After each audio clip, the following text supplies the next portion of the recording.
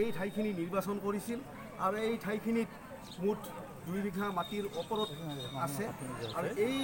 ঠাইতেই তেওঁলোকে আমাৰ বৰ্তমান যিটো কাৰ্যালয় আছে এই কাৰ্যালয় গৃহৰ ওচৰত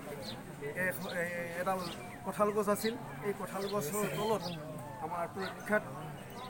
প্ৰয়াত ব্যক্তি লাহ ভকত আৰু শ্ৰী প্ৰয়াত হলিৰাম মেধিয়ে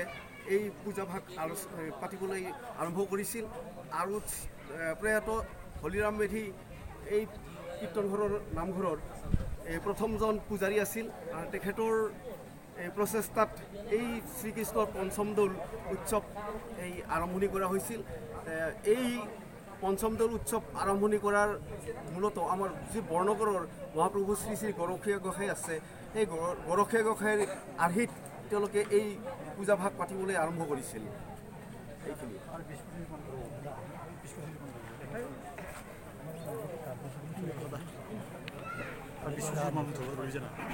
মই কি কয় হেৰি